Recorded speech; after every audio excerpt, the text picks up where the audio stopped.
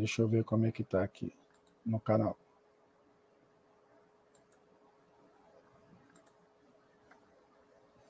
Ó, já estou ao vivo lá, gente, só esperando o Paulo, ó.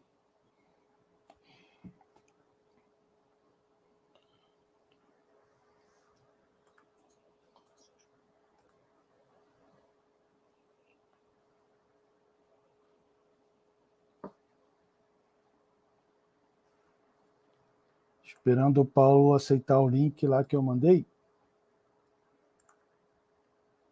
E aí a gente entra aqui.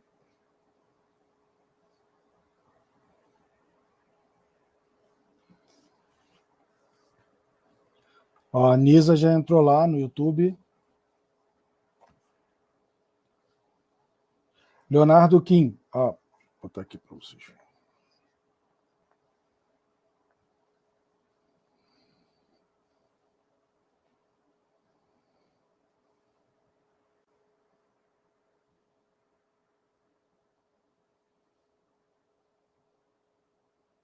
Leonardo Kim, o nome.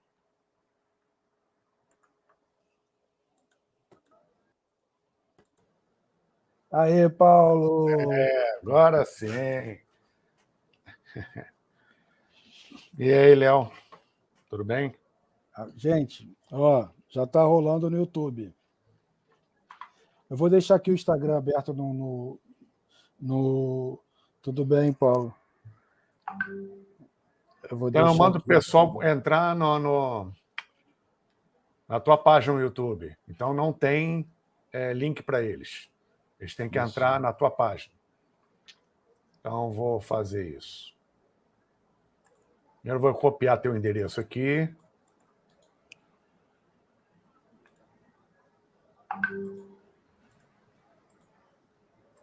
Mandar para o pessoal.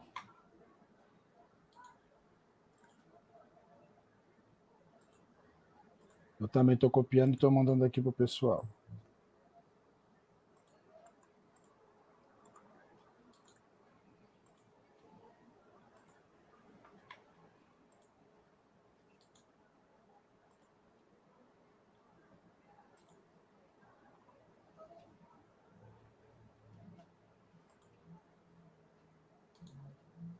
Boa noite, pessoal. Desculpa aí a demora.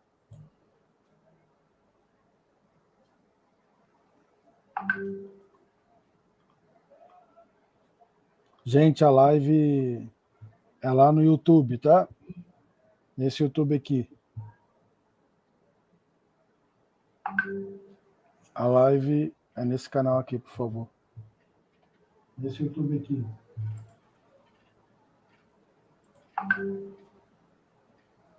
A live está ao vivo aqui, gente.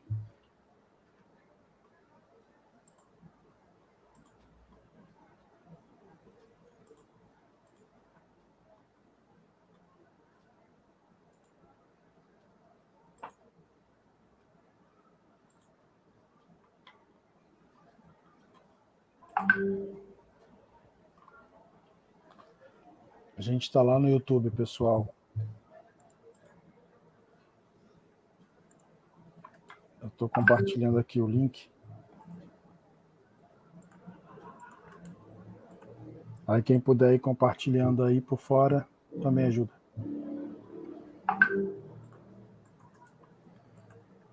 Aí quem puder ir compartilhando aí por fora, também ajuda.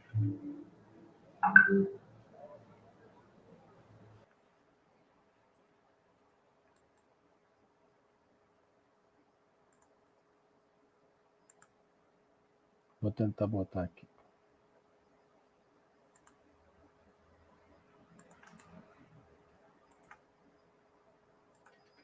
Ó, botei o link aí e vou fixar.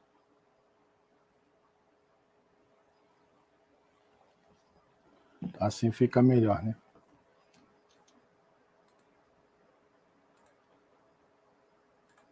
Cadê o Paulo? Boa noite, pessoal. Cadê o Paulo?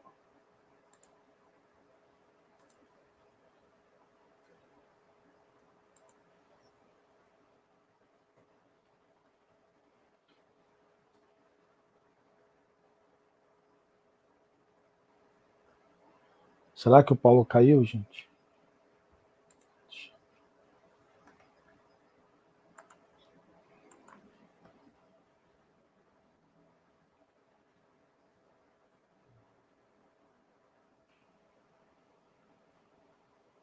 O link está aqui, ó. Tô falando. Ah, o Paulo voltou. Oi, caí. A internet está... É.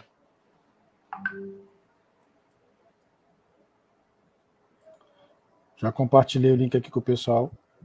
Beleza, eu também. Boa noite, Paulo. Desculpa aí a... Nada, eu também peço desculpas, porque eu não sei mexer muito bem no Instagram ainda não. Mas o importante é que estamos aqui. Isso. Obrigado mais uma vez pelo convite. É sempre um prazer, uma honra aqui. E é engraçado, Paulo, eu estava contando para ele sobre a experiência com o Serapis Bay, e a primeira pessoa que veio na minha mente foi você. Que bom. Assim, vou entrar em contato com o Paulo. Muito obrigado. Você está de branco, eu também, não é à toa. Pois é, vamos embora. Então, Paulo, eu tenho, quando eu fui ver meus raios lá na Horta Esotérica, e um deles é o branco, e até a dona lá fez lá para ver se tinha um prata, e também tinha um prata. Então, eu sei que desde então eu me conecto com esse raio branco.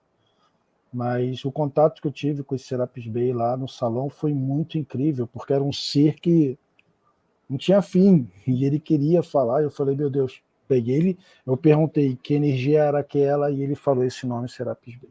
Aí eu compartilhei isso aqui com eles. Aí agora, se você quiser falar mais um pouco, eu acho que você sabe muito mais do que eu não li nada, porque eu estou aqui com igual a todo mundo para aprender. Não, eu também, eu sou o que mais aprendo. Quem está nessa posição aqui é quem mais aprende, também aprendo todo dia. A gente está aqui para isso, encarnamos aqui para isso. Bom, mais uma vez, Léo, muito obrigado pelo convite, carinhoso, gentil, parabéns pelo seu trabalho, e obrigado a todos vocês que estão nos assistindo, nos prestigiando, acompanhando esse trabalho, dedicando o seu precioso tempo a isso, né? Agradeço a presença de todos vocês. E vamos ao tema de hoje, Serapis Bay. Tá? Mas é preciso fazer algumas colocações também, antes de entrarmos direto no assunto, e eu não vou me demorar muito. Como o próprio Léo colocou, ele usou a palavra correta na pergunta dele, que energia é essa que está se manifestando? Então, um ser como Serapis Bay, um mestre ascenso, ele não se manifesta assim. Realmente é uma fagulha da energia dele, e também nessa fagulha você tem uma escala que vai descendo as oitavas do general até o soldado. O primeiro contato conosco é o soldado. E daí a hierarquia vai subindo, que abre, obviamente, campo para outro, e abre campo para outro, e vai assim, vai acontecendo, até chegar, obviamente, ao final. E isso não se dá numa só vida, né? Porque isso também faz parte do processo de desenvolvimento, evolução e aprendizado de cada um, inclusive na questão iniciática. Ainda mais com o Serapis Bay, que é o grande iniciador. Faz parte até do tema que nós escolhemos, né? Não o tema, não o título da live de hoje. Serapis Bay, o iniciador, o grande iniciador. Então, essas hierarquias, esses seres, existe todo um processo de delegação de poderes, toda uma hierarquia e toda uma falange ligada à hierarquia que se manifesta, né, falando por ele e faz parte da energia dele. E muitas pessoas, por falta de um conhecimento ou de uma percepção mais apurada, acham que é o próprio mestre que está ali, ou canalizando, etc. A coisa não funciona assim com mestres, com seres com consciências dessa natureza. Tá? Então, na verdade, mestre ascenso, ou mestre ascensionado, é um termo que surgiu no início do século XX, por um autor qual o nome dele? Acho que é Bard. Isso, Bard Spalding. Bard Spalding, eu acho que é isso. Bom, mas isso aí pouco importa. O que importa é que nessa obra que ele escreveu, né, sobre os mestres da sabedoria antiga do Extremo Oriente, que era o termo, e ainda é o termo que se usa mais corretamente para mestre ascenso, tá? Foi nessa obra, em 1924, que esse autor usou pela primeira vez esse termo, que foi ratificado numa outra obra 10 anos depois, em 1934, já por outro autor que não me lembro quem foi. Né? Mas de uma linha teosófica, vindo do processo de estudo, pesquisa e de transmissão de conhecimento a partir da Grande Loja Branca, a partir da Grande Fraternidade Branca Universal, né? Na esteira de Henrique José de Souza, o fundador da Eubiose, que, por sua vez, estava ligado a Mário Rosso de Luna, contemporâneos de Blavatsky e da fundação da Sociedade Teosófica. Então, no nosso tempo moderno, né, de meados do século XIX para cá, a partir de uma atuação maior da franco-maçonaria, da Fraternidade La Rose-Croix, Fraternidade, a Ordem Rosa Cruz, né, e as heptadas da Ordem Martinista, criada por Louis-Claude Saint-Martin, depois com Kardec, né, e depois com Helena Blavatsky, e em seguida Peter, Alice Bailey, Anne Besant, etc. Esses foram os transmissores na era moderna da chamada ciência das idades. Todos traçaram essa linha, só que num determinado momento, cada um teve uma abordagem diferente, que nós vemos basicamente em Kardec e na teosofia. Né? Mas, na verdade, um complementa o outro, uma vez que beberam da mesma fonte. E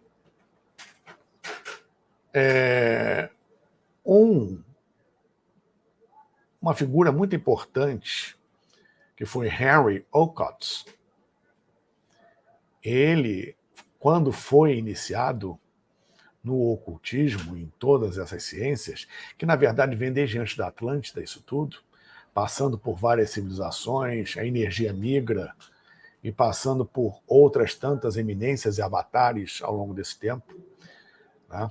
Uma ciência relativa ao nosso processo evolutivo e ao cosmos, e a Deus dentro de nós, nossa mônada, nossa centelha divina. Né? Quando Olcott foi iniciado no ocultismo, o mestre dele, El Morya, e toda a sua falange não pôde assumir, né, segundo os textos que estavam disponíveis, e quem fez esse trabalho foi o mestre Serapis Bey. Né? E Serapis Bey estimulou e encorajou Olcott a ser o co-criador, junto com a Blavatsky, e estimular Helena Blavatsky a criação da Sociedade Teosófica. Então, a Sociedade Teosófica e a manifestação, não somente pela teosofia, mas por outros ramos de conhecimento, espiritualidade, dessa grande ciência das idades, teve não só um dedo, mas uma mão inteira fundamental, não somente de Joko, Kutsumi, El Morya e Saint-Germain, como, e pouca gente sabe disso, o mestre Serapis Bey. Então, os mestres da sabedoria antiga, que hoje é conhecido como mestre ascensionado, por causa da iniciação relativa à ascensão, a gente vai falar sobre isso daqui a pouco, né?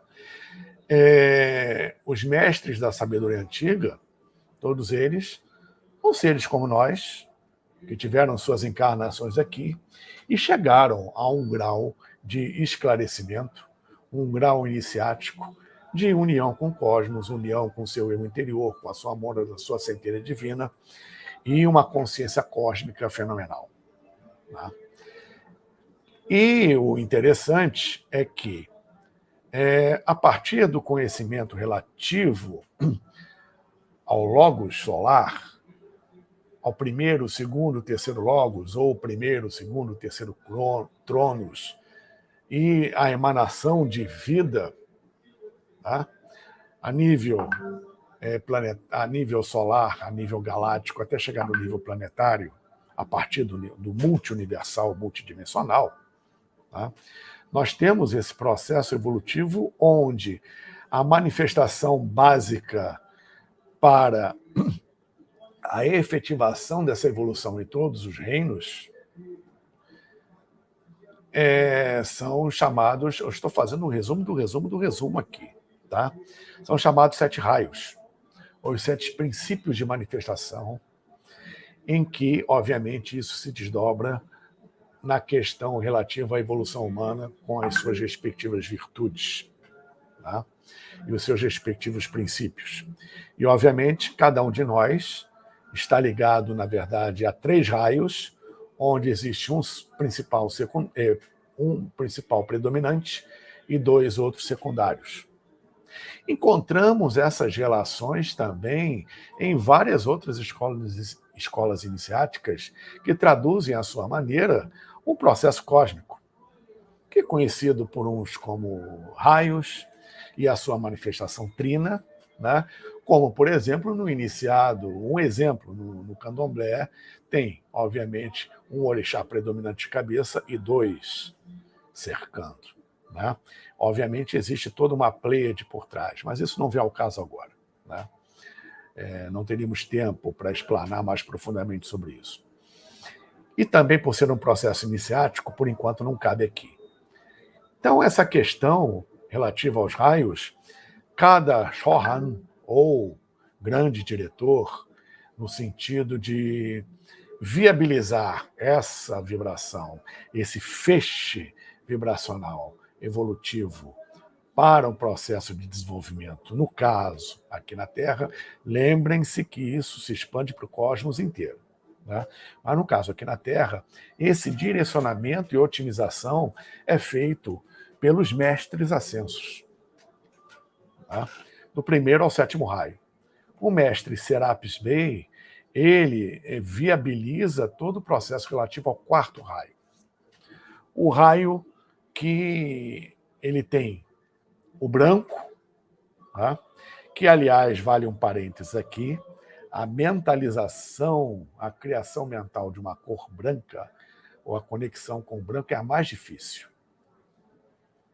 É mais fácil você visualizar, mentalizar um azul, um verde, um vermelho, um violeta, um amarelo, um laranja, mas o branco não é fácil. Eu nem falo cor porque o branco é a união de todas as cores, né?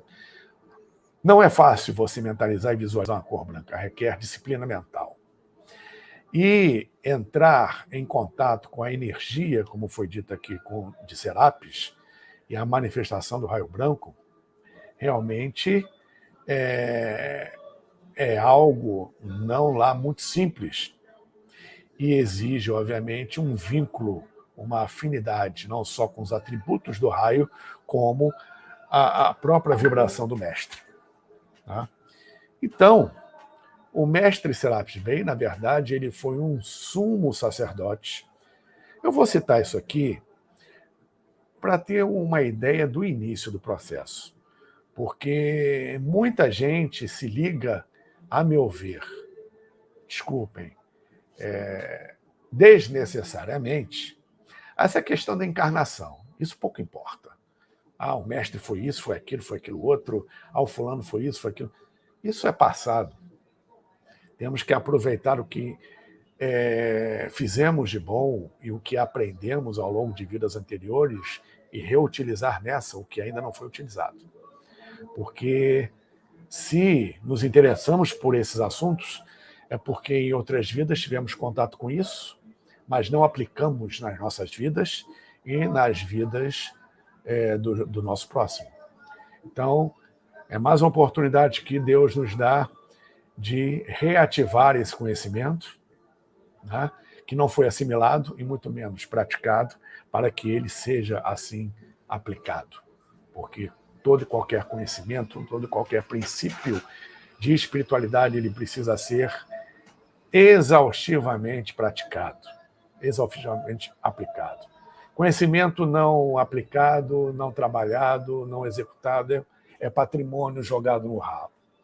Muita gente se vangloria ou acha que está abafando, ou pelo menos fica curioso quando, nossa, esse assunto aqui que eu estou descobrindo agora me é tão familiar.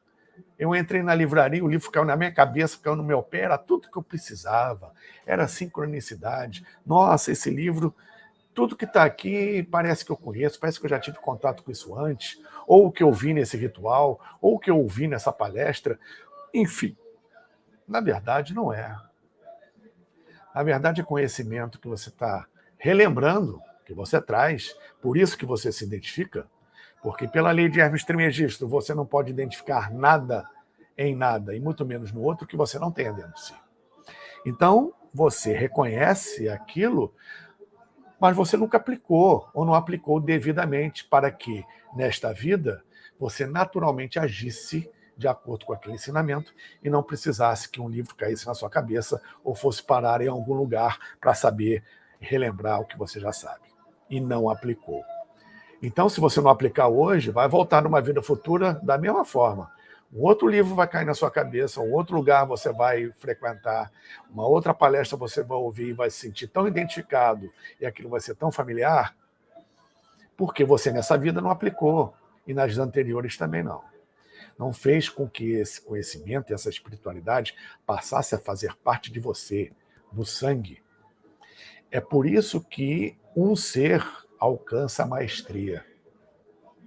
Então eu começo por esta encarnação antiga de Serapis Bey, assim como nós, ele e outros, muitas outras, mas não vou citar aqui porque é uma curiosidade para satisfazer o ego na maior parte das vezes, na minha opinião. Mas ninguém é obrigado a seguir a minha opinião.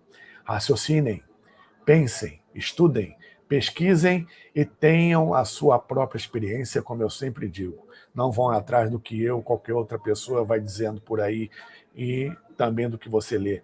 Porque o que existe de opção hoje mais confunde do que facilita. Né? Então faça o seu filtro, principalmente com aquilo que bate dentro de você. Né? Esteja com a mente e o coração aberto para isso. E nessa encarnação, na Atlântida, como sumo sacerdote do Templo do Fogo, Serapis, ele mantém justamente a tradição dessas escolas de conhecimento e depois migra para o Egito quando a Atlântida sucumbe.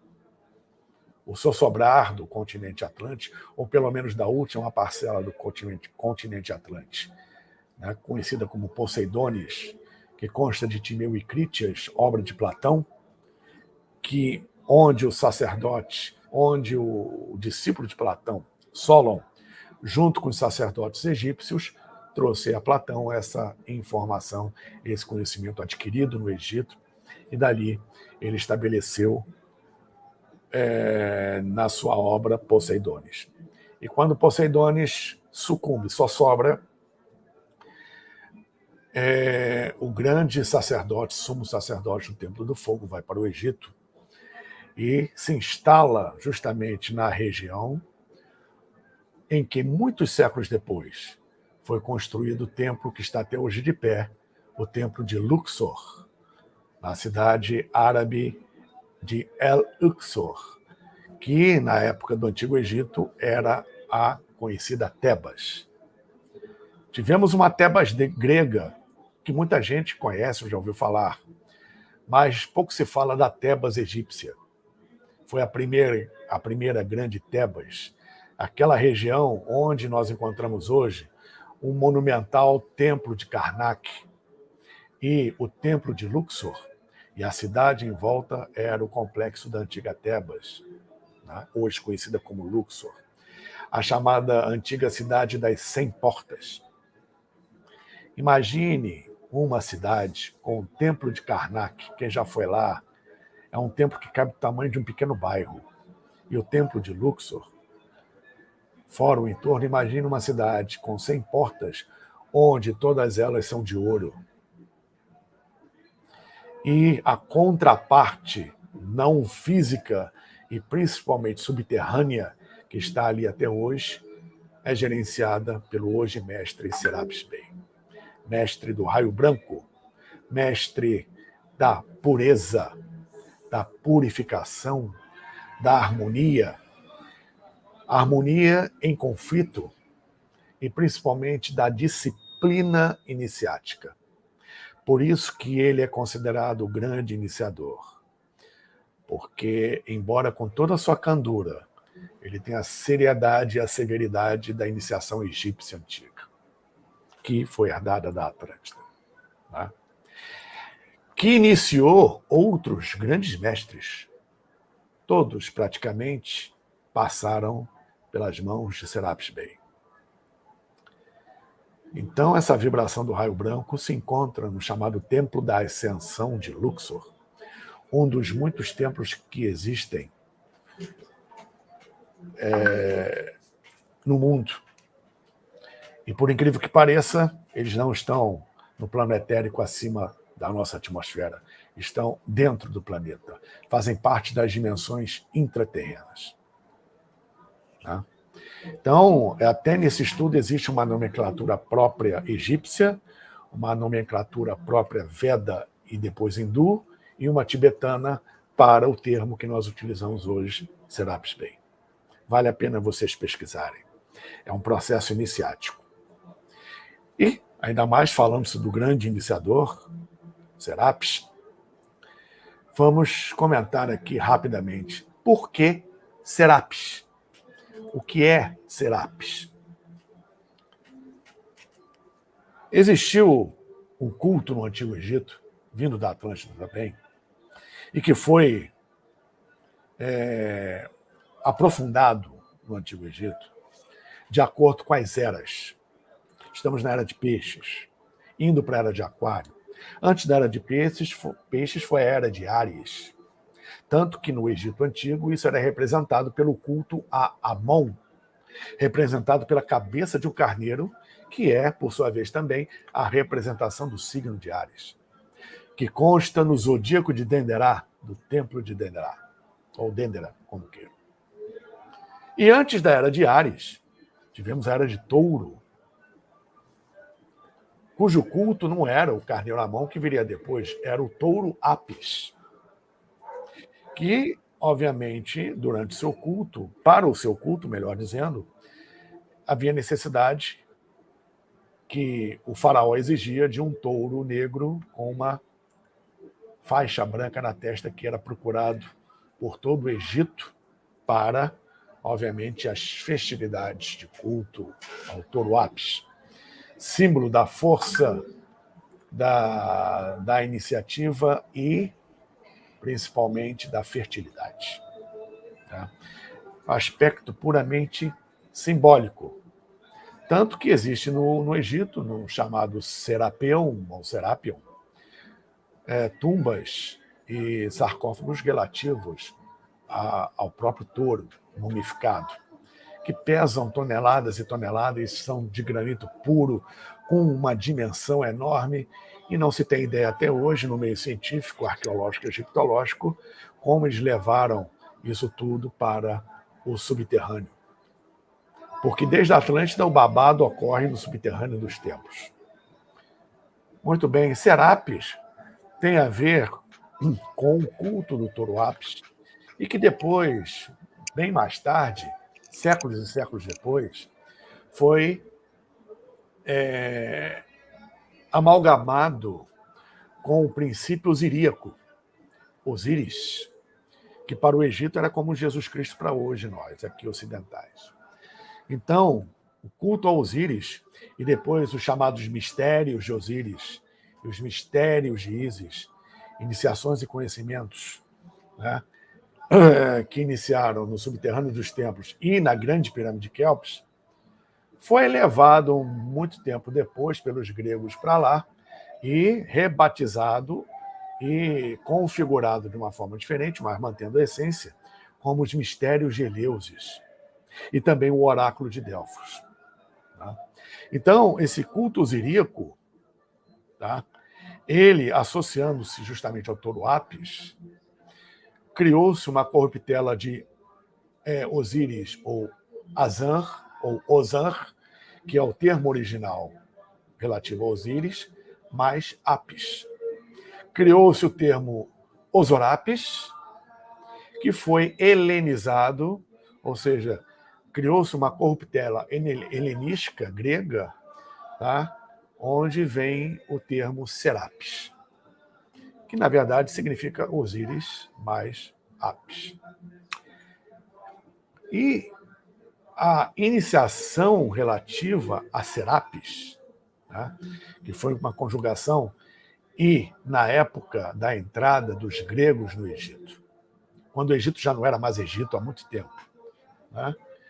Quando eles entraram no Egito, os filósofos gregos, aliás, muito antes dos gregos entrarem no Egito, os próprios filósofos gregos iam ao Egito, todos, sem exceção, absorver conhecimento e serem iniciados. E as iniciações lhes era permitido com respeito aos mistérios de Osíris e os mistérios de Ísis. E quem direcionava isso de uma forma direta e também indireta nos planos dimensionais superiores e no acesso justamente ao processo subterrâneo?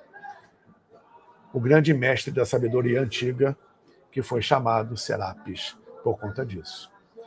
Porque Serapis significa, basicamente, aquele que passou pela iniciação suprema e transformou a sua própria natureza. Isso é o que, na verdade, significa Serapis. Então, o processo iniciático de Serapis Bey, como grande e severo disciplinador, repetindo, em que praticamente todos os mestres por ele passaram, né? Ainda mais lidando com a energia, o feixe vibracional da pureza, da harmonia e da disciplina, né? Transformava a natureza do ser humano. O ser humano saía outro. Depois de uma iniciação dessa, o ser humano saía do corpo e, obviamente, tinha contato com os seus medos, com os seus monstros criados, suas formas de pensamento extremamente densas a partir de pensamentos e emoções negativas que ficam e criam vida no astral. E isso tudo precisava ser sublimado na saída do corpo para o indivíduo voltar limpo em todos os sentidos. E isso é uma transformação da própria natureza do indivíduo. Isso é o estado de Serapis. E não é à toa que o mestre leva este nome. Né? Tanto é que quando Alexandre o Grande entrou no Egito e assumiu o Egito, ele deixou o seu primeiro general como grande líder, e que foi proclamado faraó, Ptolomeu I. O grande mentor ligado a esse processo de Ptolomeu I foi Serapis Bey. Tanto que, quando ele fundou Alexandria, depois veio a Biblioteca de Alexandria, o mestre Serapis Bey até hoje é o patrono espiritual da Biblioteca de Alexandria. Biblioteca essa que, na época, pouco antes de Cristo, junto com Cleópatra e Júlio César, se não tivesse pego fogo, poderia, em poucos anos, detonar uma revolução industrial ainda naquela época, com o acúmulo de conhecimento que existia na biblioteca, onde o mundo inteiro, inclusive brahmanes, sacerdotes brahmanes hindus, iam até lá, aliás, já iam muito antes, quando o Egito ainda era o Egito antigo, beber da fonte de Hermes Trismegistus, do Sr. Ptah e de Thoth, né, dos seus 42 livros, cujo parte do conhecimento é o que está sendo transmitido agora. Tá? Então, existe, obviamente, uma aura, um processo fantástico vibracional relativo justamente a essa questão de Serapis. Tá? O que tem... Um processo é tão sublime, né, que... Vamos lá. Para esclarecer mais um ponto aí que muita gente confunde. A questão da iniciação e da ascensão. Eu já mostrei rapidamente aqui o que vem a ser um mestre ascensionado, um mestre ascenso. Um mestre ascensionado é aquele que passou pela 6ª iniciação de 10. Tá? Ou seja, é um estado muito sublime. Então, eu gargalho, eu rio horrores e ao mesmo tempo fico triste, consternado, quando eu vejo por aí curso para mestre ascensionado, anunciado, as pessoas achando, por serem mal orientadas, que vão ascensionar depois de amanhã, que está no processo de ascensão, que o planeta está no processo de ascensão, que fulano, vocês estão no processo de ascensão. Não sabe nem o que significa ascensão, pô, que não é ensinado direito. Como eu sempre digo, é outro cego guiando cego. Então, se o indivíduo ele passa a ser um mestre ascenso, instrutor de mestres na 6ª iniciação, né, que é a iniciação da ascensão, imagina as que vem depois, imagina as que vem antes, até você chegar ali. Então, vou fazer um pequeno resumo. O que vem a ser a primeira iniciação? A primeira iniciação ela é individual, ela é humana, relativa ao ser humano. Quando o ser humano começa a acordar, ou redespertar, né? Quando o ser humano, ele, numa questão de escolha, né, ele se insere nesse conhecimento e no processo de desenvolvimento consciencial e espiritual, começa o seu despertar e, obviamente, tem início o seu noviciado. Ele é um neófito. Ele está começando nesse processo. E a primeira iniciação é ligado justamente, no nível planetário, ao ser humano, no seu corpo físico, na sua parte física.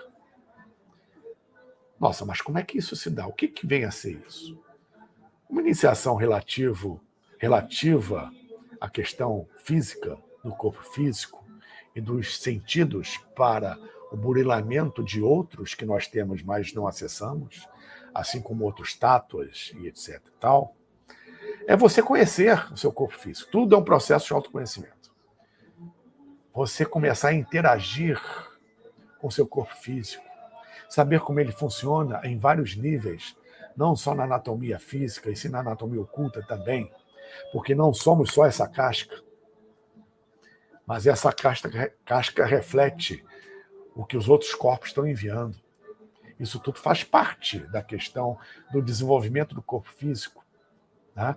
Ou seja, você conhecer seu organismo, conhecer cada célula, conseguir entrar em contato com suas células, com seus órgãos, até você fazer isso com o outro,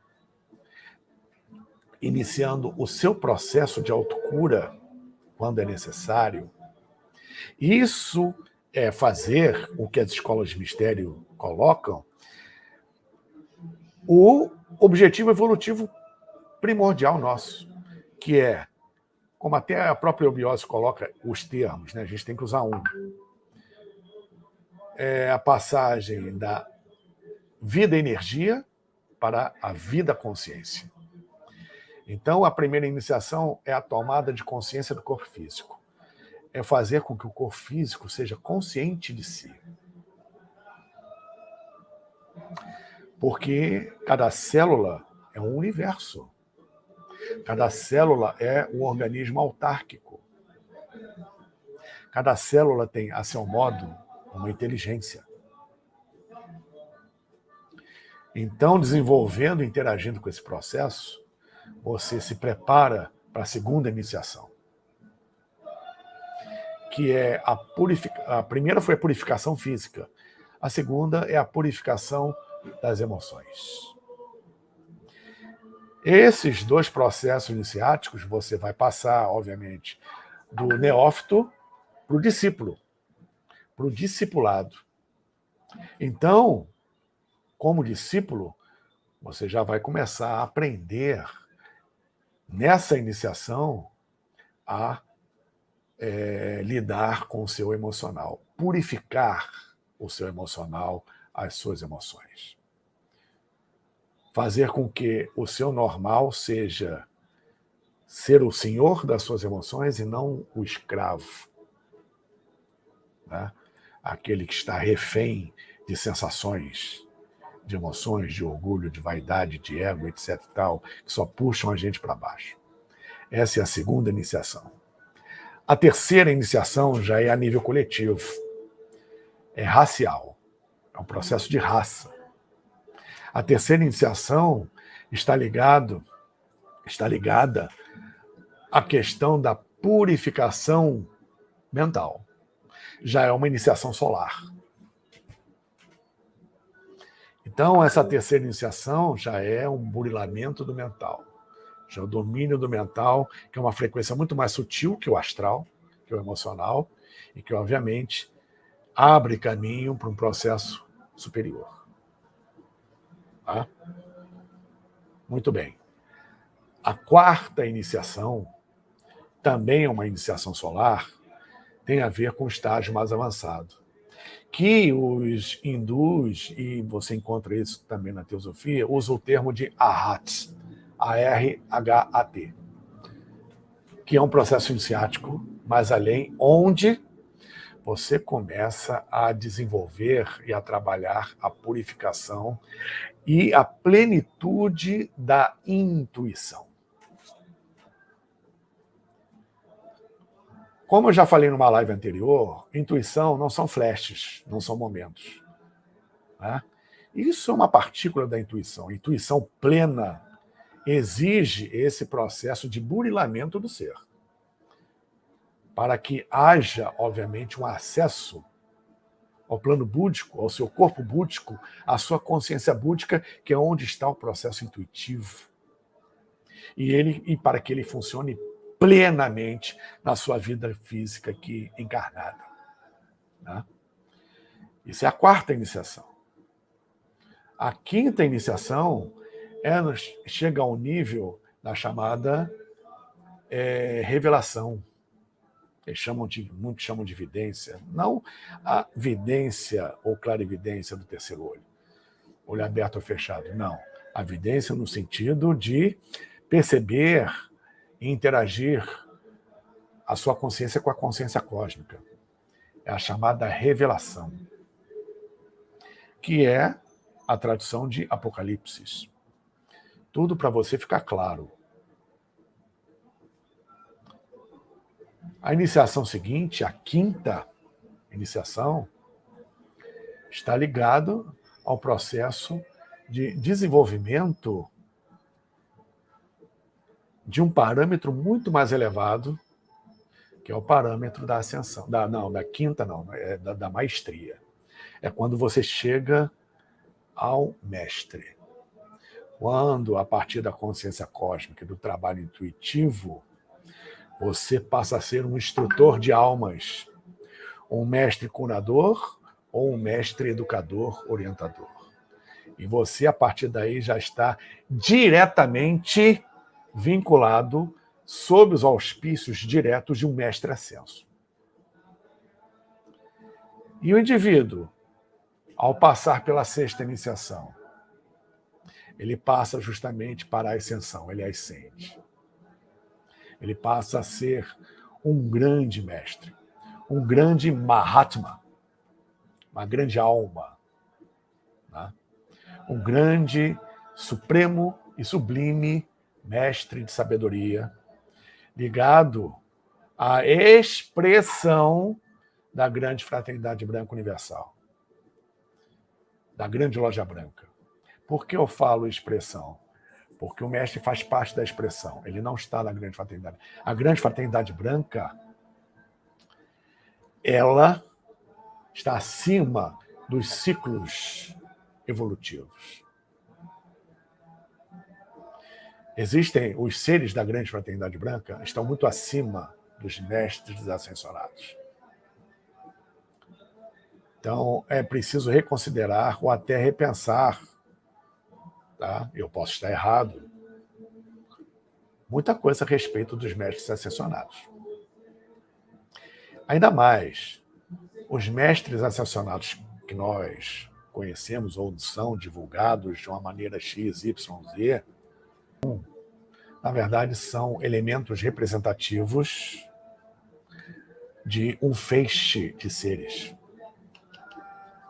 777, para serem mais exatos. Para cada raio, são 111 seres da grande fraternidade branca que respondem por Elmória, mais 111 seres que respondem por Kuthumi, mais 111 seres que respondem por Joalkul, por Rovena, mais 111 seres que respondem por Serapis Bey, mais 111 seres que respondem por Hilarion, até chegar a Saint Germain. Enfim, isso aí é novidade para muitos, né? Pois é. O mestre ascenso, como nós conhecemos, é uma figura que chegou à ascensão, mas a energia está justamente a que responde por um feixe de mestres. Por um feixe, na verdade, de seres que estão acima dos mestres ascensos. Essa é a verdadeira grande loja branca, grande fraternidade branca.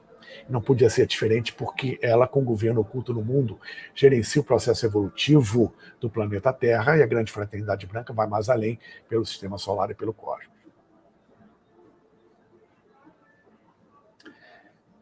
Então, é preciso reavaliar quando tem uma canalização assinada pelo mestre, ascenso XYZ, não é ele diretamente, ele está inserido no contexto.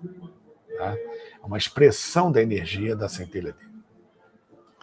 E acima da iniciação do mestre ascensionado, que é a maestria ascensa, que é a sexta iniciação, nós temos a sétima iniciação, que é a iniciação da iluminação suprema, da compaixão, da verdadeira compaixão, que é a iniciação do iluminado.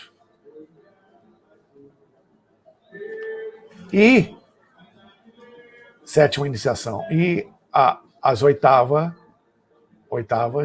nonas e décimas iniciações, a oitava, nona e décima, são de 3 níveis de Buda, ou 3 níveis de Cristo.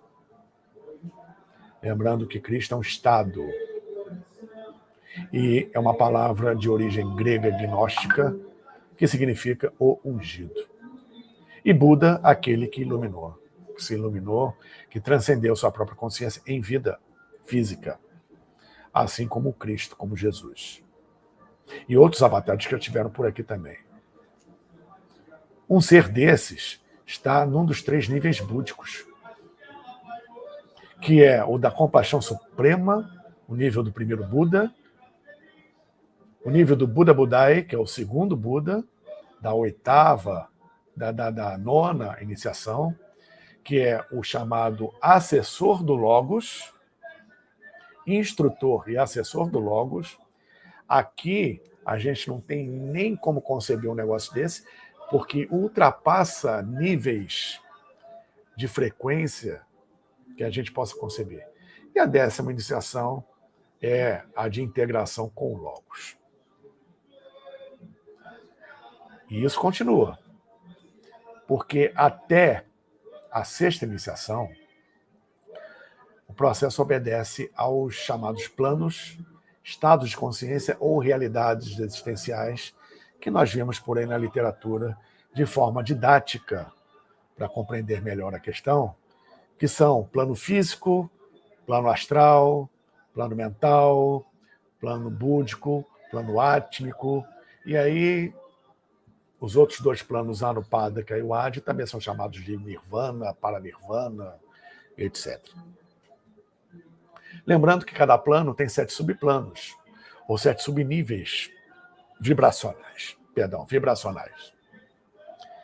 Então, por exemplo, o plano físico. Quais são os níveis vibracionais do plano físico? Do mais denso para o mais sutil? A terra, a água, o fogo, o ar e o éter. Éter de primeiro nível, de segundo nível e terceiro nível. Isso fecha os 7 subplanos do plano físico. Plano astral é a mesma coisa. A maioria conhece como baixo, médio, alto astral, para simplificar. Mas, na verdade, ele tem 7 subníveis. Assim como o mental concreto, mental abstrato, junto a isso tudo, são 7 subníveis que existem no mental, onde o último subnível é chamado causal. Depois se passa para o plano búdico, para o átmico. O plano búdico, só para grandes iniciados aqui, um contato com o plano búdico é difícil, é preciso uma disciplina mental, uma entrega, um desapego muito grande. Existe isso? Existe? Claro que existe. Mas é necessário para isso, de uma forma consciente e direcionada, um processo de conhecimento, um processo iniciático. Que, por exemplo, hoje os lamas tibetanos sabem fazer muito bem durante o Vesak. Tá? Entrar em contato com o plano búdico. Eleva a sua vibração até quase lá ou até lá, e o Senhor Buda desce a sua vibração, se encontra no meio durante o Vesak. Né? Quando a deliberação disso é feita por Shambhala em Agartha. Isso aí também já é uma outra história. Tá? Então, quando chegamos ao plano búdico, átmico, anupadika e adi, que são planos já muito altos, plano adi, então, é coisa de anjo e arcanjo para cima. Esses 7 planos são os 7 subníveis do plano físico cósmico. Depois tem o astral cósmico, o mental cósmico. Imaginem seres e civilizações desenvolvidas num nível de astral e mental cósmico. Não é nem a nível galáctico, é a nível de grupos de galáxias. Onde cada galáxia é, na verdade, a manifestação física de um ser desses. E a sétima, a oitava, nona e 10ª iniciações, que eu estava me referindo, estão no nível do físico cósmico. Não é mais o físico ligado a que ultrapassa os 7 planos nossos. Onde nem mestre Ascenso ainda chegou. Né? Então, os principais mestres ascensos ligados aos 7 raios e as acelerações desses raios, como foi citado aqui no início, o raio prata, que é uma aceleração do branco, e assim vai, esses mestres, como Serapis Bey, aliás, principalmente porque Serapis Bey vibrando no 4º raio, ligada à quarta-feira, vamos dizer assim, porque existe um dia de semana para cada divindade, existe um dia da semana para cada orixá, existe um dia da semana para cada bodhisattva, existe um dia de semana para cada mestre. Dá tudo no mesmo, só muda os nomes. Né? E, consequentemente, as hierarquias angélicas. Né? Ou seja, temos a Dévica, a hierarquia angélica, temos os orixás, são linhas diferentes, mas que obedecem ao mesmo princípio. Tá? Eu citei aqui o termo Bodhisattva. O termo Bodhisattva é quando o mestre ascenso ele passa da 6ª para a 7ª iniciação. A 7ª iniciação é quando surge a elevação espiritual que nós chamamos de Bodhisattva. E o Bodhisattva passa por 7 níveis iniciáticos mais fechados, né? Eu passei os 10 níveis principais, mas cada um deles tem outros subníveis. Então, o Bodhisattva passa por outros 7, ou seja, ou manifestação de 7 Bodhisattvas para que um Buda venha. Nos últimos tempos, isso não é alardeado, tá? Desde o século XIX até hoje tem vindo ao planeta Bodhisattvas atuando para a chegada e a manifestação, melhor dizendo, do Buda de síntese disso tudo, que é o Buda Maitreya. ou a segunda vinda do Cristo, ou o advento do Quinto Império, do templarismo português, que também nisso inclui o Brasil, com o retorno do Imã Mahdi pelo Islã, com a vinda do Messias, do Machaiá, pelos judeus, pelo judaísmo, enfim. O Senhor Maitreya é o Buda do Oriente. Na verdade, é o Buda de síntese, que exige 7 manifestações de Bodhisattvas até chegar lá, e o Bodhisattva já é a iniciação, a 8ª iniciação já a nível do plano físico cósmico, voltando a dizer. Né?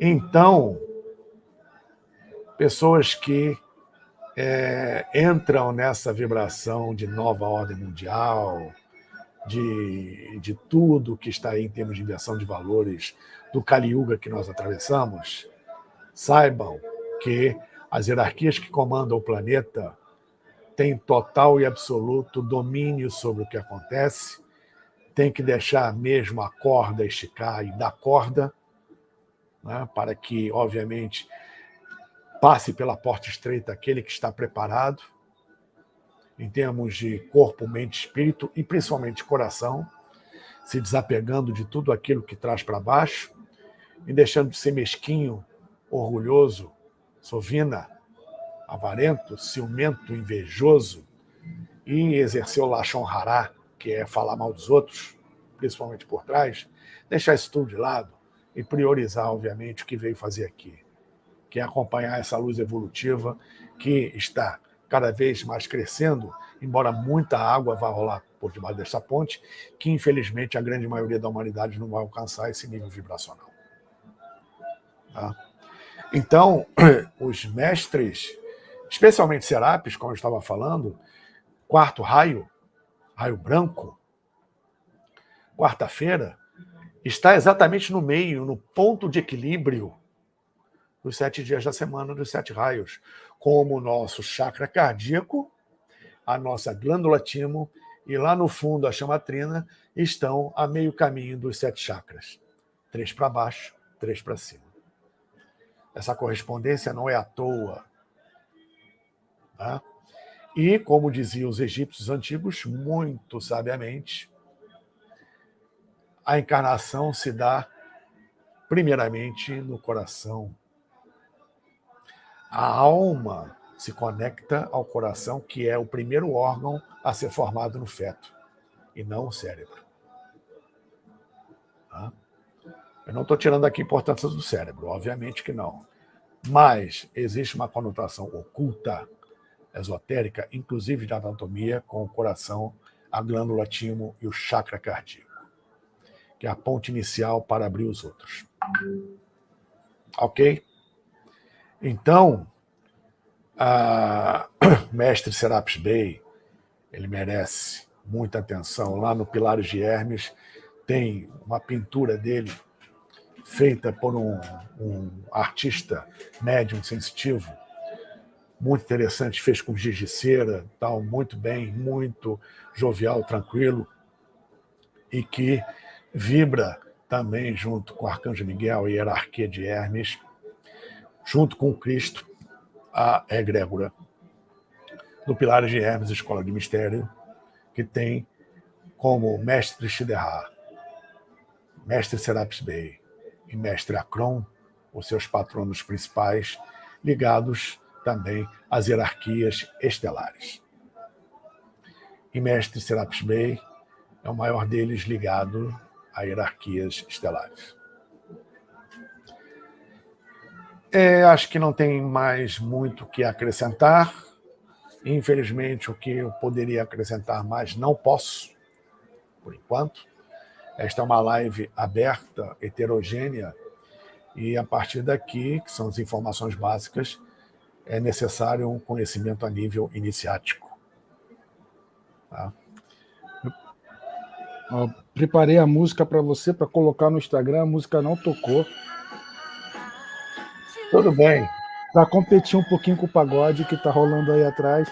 Pois é, terrível. É mole, só que é feriado na segunda. Ô, Paulo. Desculpe por isso, mas espero que todos tenham me ouvido a contento. Uma aula incrível. Eu não tenho nem palavras para essa aula incrível que você trouxe para a gente.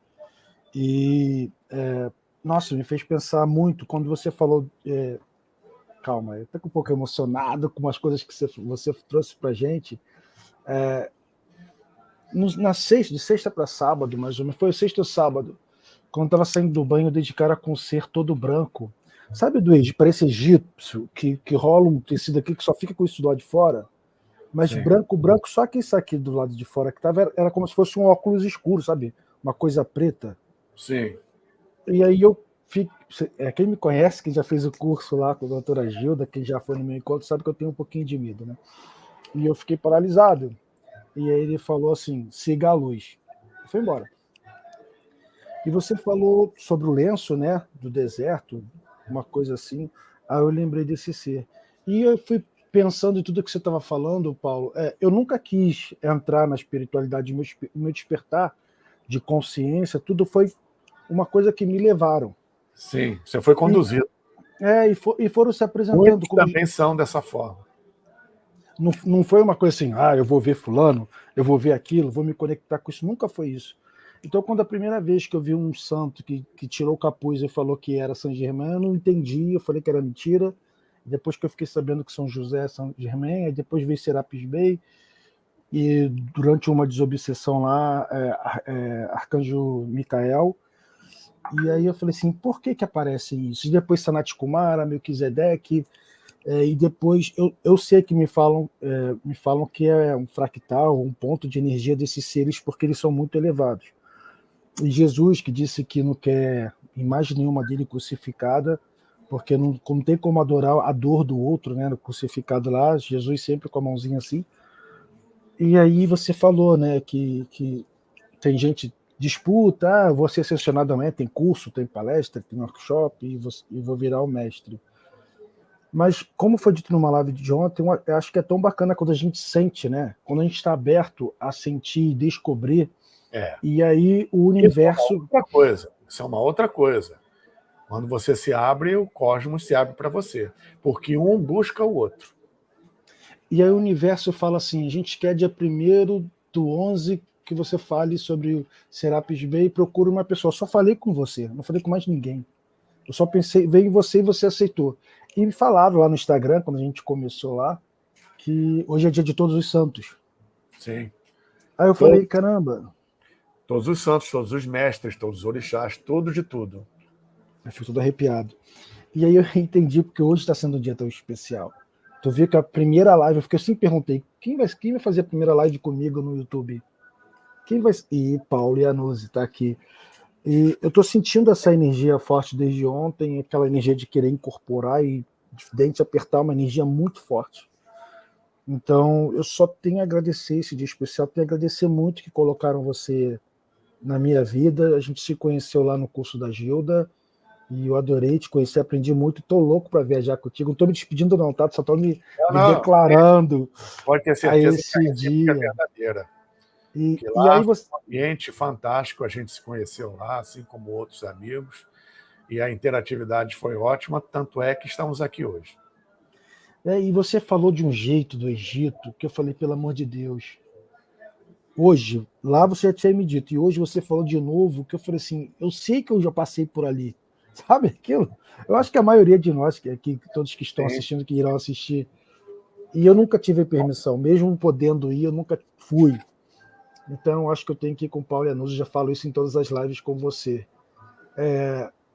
Eu só acho, o que eu quero dizer sobre isso tudo, é que isso que aconteceu hoje, mas isso que você trouxe, parece que para mim, Leonardo, eu dei um up em alguma coisa no sentido de acreditar mais nas conexões, sabe? Sim, eu nunca quis disputar, nunca vou disputar com ninguém, que eu nunca fiz isso na vida inteira, imagina agora.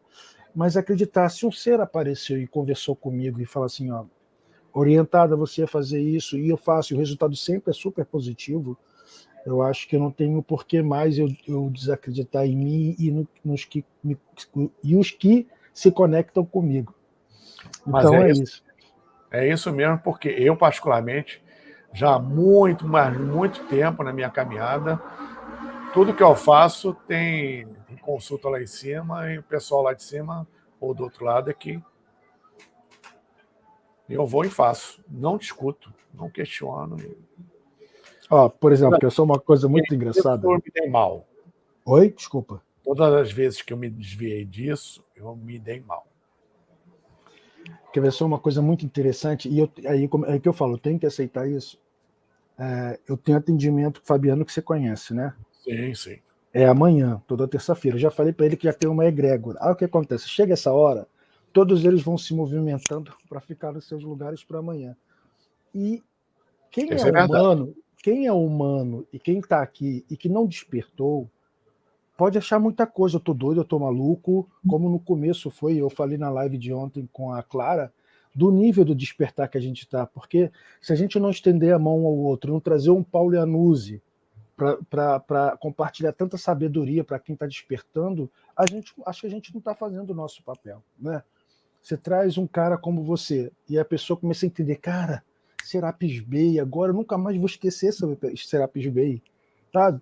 Toda a história dele no Egito, toda a história dele como chamado mestre, né, ascensionado, e eu aceito, tudo bem, vão armar logo aqui a barraca, o circo para amanhã, a egrégora está chegando.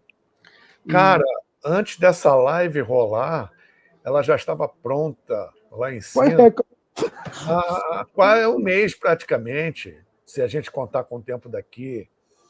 Então, você recebeu um insight de uma coisa que estava pronta, que já ia acontecer.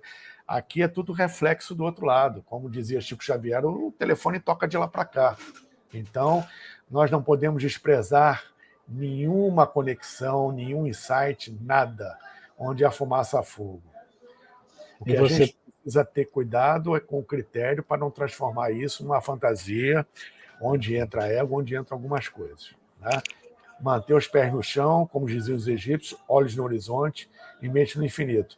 Porque, como você, cara, comigo, eu já tive para largar isso tudo várias vezes. Eu também. Fechar o Pilares lá, não dá. Vou continuar com isso não é para mim, muita loucura. Eu fechar o Pilares, vou abrir outra coisa ali, sei lá, vou devolver tudo, largar essa vida. E quanto mais você fala isso, mais inserido você está. Mais inserido você está. E mais novidade vem, porque... Mais prova. Peraí, o que você falou? Não, já tem um planinho para você aqui, não vem cá. Vamos lá, vamos conversar, porque já tem, toma. Então... E te apresentam pessoas assim incríveis como você, né? Você falou que já estava, por isso que eu estou falando, foi tudo muito rápido, muito quem vê de fora assim muito fácil. Falei contigo, você eu posso fazer, tudo bem, acabou, combinado. Não teve que pesquisar, procurar. É papum. Esse tempo de latência é por causa do nosso processo kármico. O que eles concebem é para na hora acontecer. Papum. Eu vou trazer aqui o que o pessoal está dizendo aqui, tá bom, Paulo? Pode ser? Tá, fica à vontade. Deixa eu ver aqui. É muito bom ouvir sobre esse tema das iniciações, a Mônica. Uma vez eu vi o rosto de Elmória, ele todo azul com um olho grande no meio da testa, parecia um lemuriano. Fascinante, incrível tudo isso, que aula é essa? Ótima live, gratidão pelos esclarecimentos, namastê. Professor Paulo, pode expor um pouco mais sobre a mestra Rovena? Mestra Rovena, por ser uma linhagem humana de desenvolvimento, aparecem os dois gêneros. Né? Mas a mestra Rovena, ela aparece dessa forma, tá? Por uma questão de compreensão da nossa parte. Na verdade, ela aparece dissociada da sua contraparte. Na verdade, essas contrapartes já estão unidas há muito tempo. São seres andrógenos. A androgenia é um processo futuro da nossa evolução. E está programado, faz parte do desenvolvimento da nossa 7ª raça raiz, da 4ª ronda terrestre. Tá? Nós estamos lembrando na 5ª subraça da 5ª raça, adentrando para a 6ª subraça da 5ª, depois para a 7ª subraça e entrar na 1ª subraça da 6ª raça. Isso é bem mais lá para frente. Temos 7 sub-raças na sexta para entrar na 7ª raça.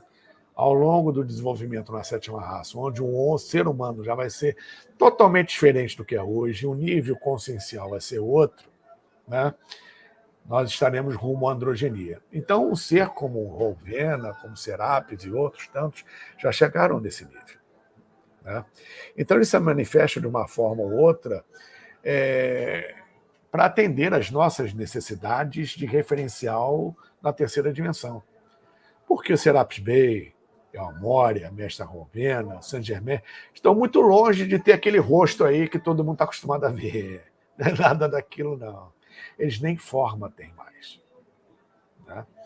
Então, eu não sou, confesso, muito proficiente com respeito a esses assuntos dos mestres, e a Mestra Rowena, ela tem um processo fantástico de desenvolvimento, porque ela lida com um dos 3 raios principais, né, que é o raio rosa, o raio do amor incondicional, do amor universal, e ela, obviamente, ou seja, o ser se manifesta com aspecto feminino, justamente porque a mulher ela é mais sensível a essas vibrações, tá? E ela representa também o processo do sagrado feminino a nível cósmico, que tem como uma essência na vibração que a gente conhece como rosa, tá? E manifestação no azul, um azul muito mais suave, tá?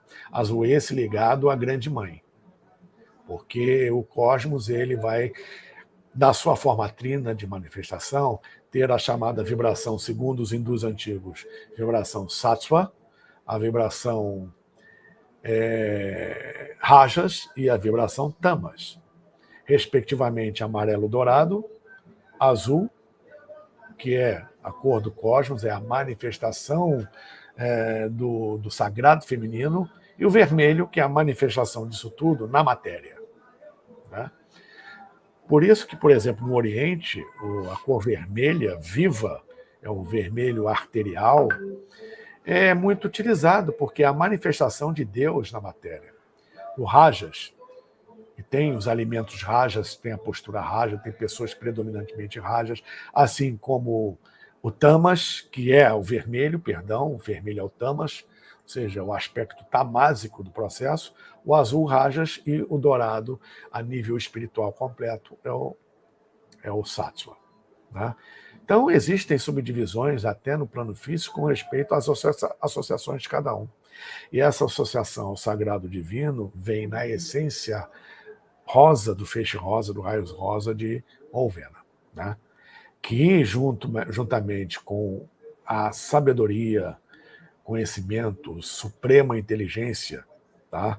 Do raio dourado, amarelo, que não é inteligência no sentido de você saber fazer conta, né? É outro tipo de inteligência. E a determinação, a ousadia, a iniciativa, o abrir caminho do raio azul completam justamente um processo cósmico aí. Então, a Mestra Rowena, nesse aspecto, é de extrema importância. Vamos continuar aqui para não ocupar muito seu tempo. Quando assisto às lives desse mestre, na verdade, aula, tenho tido uma paz, uma sensação que estou tomando um antídoto contra as situações na área patológica. Patológica é espiritual. Ao mestre com carinho. Super aula. Maravilhoso, grande explicação do professor Paulo, muito bom. Mas o que... Verdade, hoje, 1/11/2021, dia de todos os santos, mestres, ascensionados, orixás. Tem lógica isso, professor Paulo, a questão do coração. O pessoal resolveu falar aqui, Paulo. Eu tô tentando... Bom, isso é bom, é ótimo. Só para vocês saberem, o Insta está bugando. Obrigado, Cláudia. Não está rolando as lives, obrigado. Verdade. E não era para ser... E por Cláudia Azevedo é minha esposa. Fala, amor, tudo bem? Eu fiquei com vergonha agora, que eu não ia falar isso. Leonardo, parabéns por você ter sido usado pela espiritualidade com o professor Paulo. Nem convenci, é isso que eu estou falando, eu não convenci. Foi uma coisa assim, uma conexão. pum, conectou, não foi, Paulo? Foi. E aconteceu. Você que é um canal de uma sensibilidade fantástica, coisa é mais rápida ainda. Já leu o livro do Mário Rosso de Luna, chamado De Sevilha a Yucatán. Sevilha e Yucatán. Já li e recomendo um outro dele que é El Libro que Mata la Muerte. O livro que mata a morte. Título forte. Mário Rosso de Luna. Muito bom. Recomendo. Como sabermos onde estamos nessa caminhada de conhecimento de despertar? Às vezes parece que estamos tão perto, outras vezes não. Você quer falar um pouquinho, Paulo? Não tem como saber. Simplesmente viva. Sentir. Isso. É o seu interior, o seu interno. Para certas coisas não dá para pensar muito, não. Sabe por que o despertar é o sentimento? É o sentimento que você tem com você e pelo planeta. Nem com o outro, não, porque o planeta engloba tudo. Sim. O outro, a natureza, tudo, as energias. Então é você com você e com o todo, né? Ainda mais que o planeta é um ser vivo. Pois é. Ainda não tinha nenhum conhecimento dos mestres ascensionados. Estou muito interessada em aprofundar esse tema, preencher-me este conhecimento. Estou a gostar. Nisa de Portugal. Nisa, só seguir o professor Paulo Iannuso que você vai ter aulas e aulas e aulas e aprender muito. Verdade, aquele hábito de dizer mulher tem o sexto sentido tem a ver na questão que o professor disse. Deve ser da mestra Rovena. A mulher é a grande sacerdotisa. No passado, isso era bem institucionalizado. Tanto que o regime Atlante era matriarcal. Por favor, traga algum conhecimento sobre a árvore da... Caramba! Ai, tá vendo, Paulo? Cabalá? Olha só. É a árvore da vida. Só vou falar uma coisa antes de você Cabalá é outra live. Ela pediu uma live sobre isso. Cabalá a gente não acaba, porque é muita coisa. Só para ter uma noção. Não estou exagerando, não. Vou falar rapidinho. Eu vou fazer uma live, acho que dia 11, né? Que 11/11, mas eu não quero fazer live de portal, nada disso. Fazer uma live simples. E aí eu perguntei ontem à noite, que live eu faço? Aí falou assim, faça uma meditação da árvore da vida. Fantástico. E aí, aqui tá, faça uma live sobre a árvore da vida. Gente, eu não vou falar sobre a árvore da vida, mas vou fazer uma meditação da árvore da vida. Agora, se o Paulo quiser fazer uma live, ou se o Paulo tiver no canal dele alguma já live falando sobre a árvore da vida no Cabalá, né, Paulo? Você tem já? Não. É um assunto que, como os templários e parte do Egito, eu reservo um bocadinho. Mas eu faço uma live. Eu estou para fazer um material para o meu canal a respeito de Cabalá. Inclusive uma série com módulos. Né? Legal. Vou no ar em breve, junto com outras séries. Mas eu estou aberto. E agradeço muito aí a lembrança. Só seguir o canal do Paulo. É Paulo Iannuso o seu canal aqui no YouTube? É Paulo Iannuso Pilar de Hermes. YouTube/C/Paulo Iannuso Pilar de Hermes. Obrigado. Gente, lá tem vários vídeos que vocês vão ter aulas assim incríveis. Gente, eu vou diminuir a pergunta, porque senão vai ficar tarde para o Paulo aqui, que já teve um pequeno estresse no... Uma tal de Cláudia Azevedo pergunta: como saber qual o nosso mestre? Fui informada que a minha mestre é a nada. É nada. Mestra nada. Sim, tem pessoas com grande sensibilidade que, num momento, havendo permissão, podem vislumbrar um dos mestres, um dos mentores nossos, das pessoas, etc. E tal. Agora, saber mesmo não importa muito, porque na hora certa, havendo necessidade e dependendo, obviamente, da tua caminhada, da tua bagagem consciencial, do momento que você estiver, ele vai se manifestar, pode ter certeza disso. E tenha mais certeza ainda que ele ou ela já se manifesta há muito tempo. Né? Só aguarda o momento certo para que haja essa comunicação mais direta, havendo, obviamente, propósito para isso. Aí cabe a velha frase: quando o discípulo está pronto, o mestre aparece. Paulo, sempre me falaram lá na ordem esotérica que é mônada que se diz, né? Centelha divina ou mônada. O raio de mônada é o raio verde. E aí, mas eu nunca tive assim nem assim um recado de Rafael, ou do Hilarion, ou Hilarion, cada um fala o nome. E eu falei assim, é estranho, né? Se diz que é o meu raio principal, mas enfim, tudo vai acontecer no seu tempo.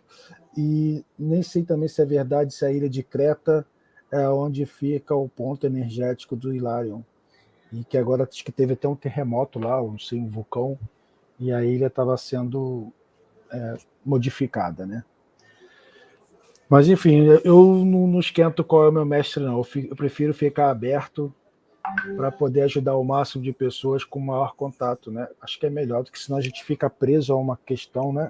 Sim, tem É minha muitos opinião, que se minha opinião. manifestam, estão ao nosso redor e que a gente não sabe, faz tudo parte de uma egrégora. Eu acho que a gente é aberto, né? Senão, porque fala assim, Léo, você só tem que ficar com raio verde. Pô, mas todos os raios são lindos. Todos os raios são incríveis. Nosso desenvolvimento passa por todos eles. Não necessariamente numa vida, numa encarnação. Mas no final a gente precisa fechar os atributos de cada um. Paulo, já acabei de me inscrever no canal do professor Paulo, para não perder nenhuma aula dele. Paulo, você falou uma coisa muito interessante, que você não pode dizer muita coisa, enfim. Eu estou tendo uma descoberta sobre o Projeto Terra, que eu também não posso falar muita coisa. Isso para quem recebe essas informações, saber trabalhar isso aqui é como se fosse uma missão muito...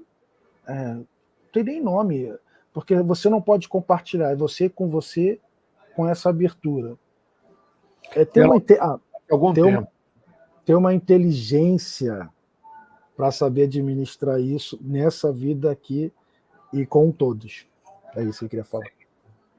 E muitas vezes essa inteligência pode ser você mesmo num outro nível, o seu eu superior. Muitas entidades que a gente acha que são consciências separadas de nós, muitos mestres, eu tive contato com meu mestre, ele assim, ou então tive contato com o ET que estava com a roupa tal, né? Pode ser você mesmo no outro nível. Eu vi você falando isso na live ontem. Isso existe. Não estou generalizando, mas isso existe. Você sabe que eu já até falei isso numa live, assim, que um dia eu estava num grupo de estudos aplicando cura, e o Kim me chamou, a energia que eu recebo, e falou, olha quem está ali. E aí ele me mostrou, era eu. Com uma outra roupa, muito mais magra. Aí eu falei, caramba, como é que eu estou me vendo? E aí sumiu. E é muito interessante essa coisa. Na verdade, eu vi você falando... ele que estava te vendo. Você é ele, na verdade, e não que você está se manifestando. Aquele é o seu verdadeiro eu. E aí falaram para eu assistir Dark, para eu poder entender um pouquinho. Paulo, para não ficar muito tarde, você quer dizer mais alguma coisa para as pessoas aqui, que o seu fã-clube é imenso. Agradeço a todos que estão aqui, que tiveram paciência de assistir essa aula. Exatamente. Mais uma vez, eu agradeço a você, Léo. Agradeço muito a Deus e a toda a conspiração cósmica que fez com que estivéssemos todos aqui hoje. Né? A sua iniciativa, mais uma vez, parabéns pelo seu trabalho. E agradeço a todos que nos acompanharam até agora. Muita luz e paz para vocês. Um bom feriado amanhã, uma boa semana. Pés no chão, olhos no horizonte, mente no infinito. E que não lutem contra as trevas, lutem a favor da luz. E se me permitem, eu encerro com o lema templário, né? Non nobis Domini, non nobis, sed nomini tua de gloriam. Não por nós, Senhor, não por nós, mas pela glória do teu nome. Que Deus abençoe a todos nós abundantemente. Namastê e Jai Ra. Gratidão, mestre. Obrigado, pessoal. Ísis, Osíris e Serapis. Muito obrigado. Bom feriado, gente. Obrigado, Paulo. Valeu. Até mais. Até. Deixa eu só gravar aqui a live para não perder. Valeu, gente. Obrigado. Valeu, Léo. Valeu, pessoal.